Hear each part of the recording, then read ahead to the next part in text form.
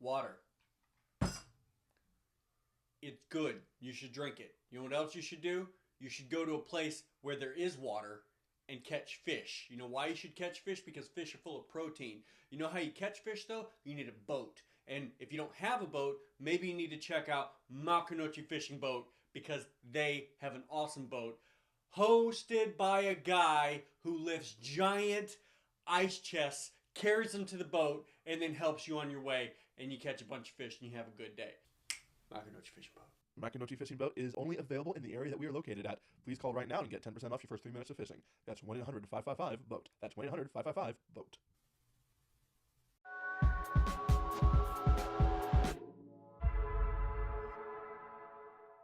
Hey guys, this is Steven. Welcome back to Real Anime Training, and today we are going to talk about Makunouchi Ippo's training before he even became a boxer. And believe it or not, that is actually a thing.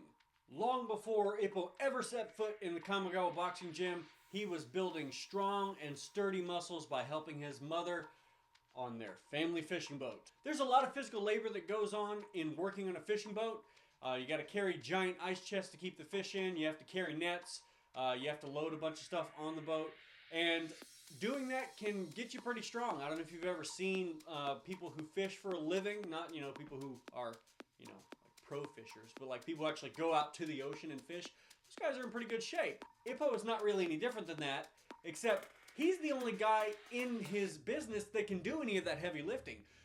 And he doesn't really like to make multiple trips, so he just kind of carries everything all at once. So today what we're going to be doing is we're going to be recreating the Makunouchi Fishing Boat gym in a kind of a gym setting, using more traditional weights to mimic the kind of movements that he would be doing while loading the fishing boat. And this training helped lay the foundation for the remainder of Ippo's training to set him up to be able to do things like the gazelle punch and the Dempsey roll. You know, the stuff that built that massive lower body strength that Makunouchi Ippo was known for.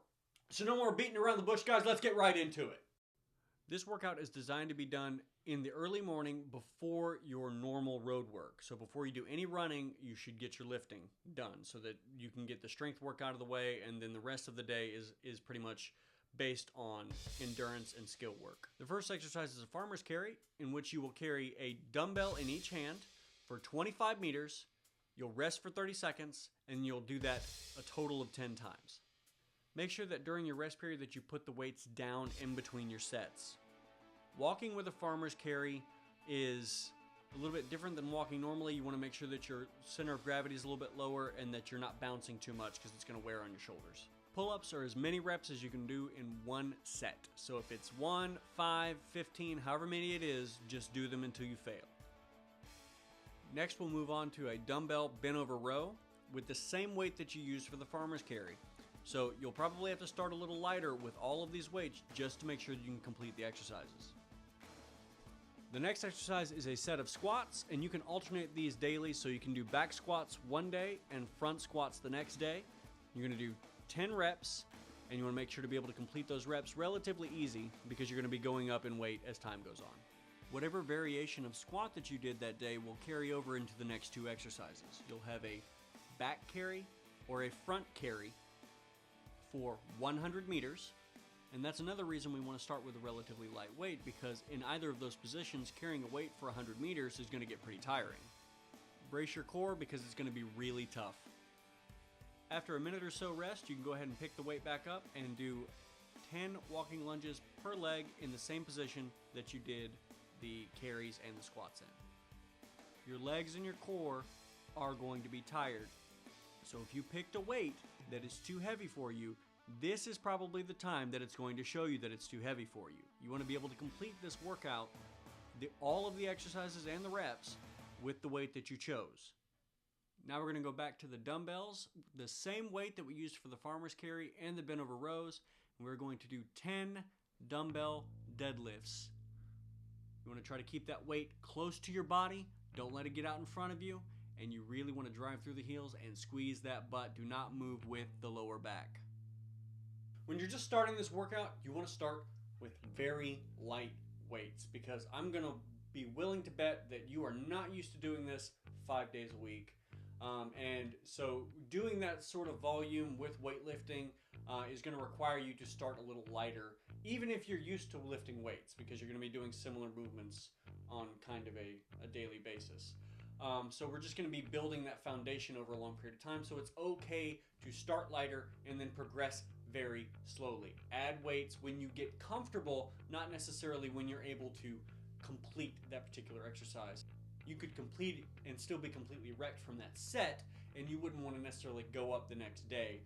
So in general, if you're able to complete the entire workout with a particular weight on a given week or a couple of weeks and you feel pretty good with it, then I'd say go up a little bit.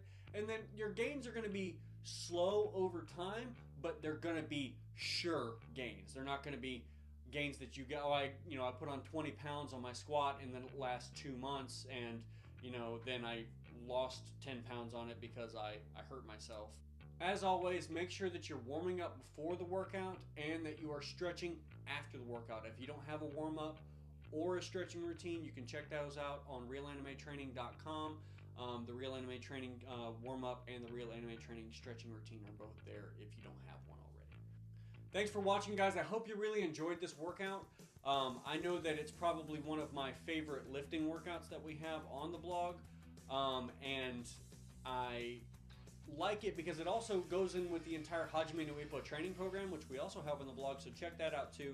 And we're going to be doing more of those videos toward the completion of the Hajime no Ippo training program as videos as time goes on, so look forward to that. Please like and share this video if you enjoyed it. Subscribe to the channel. Donate to our Patreon if you feel so inclined. And until next time, good luck and train hard.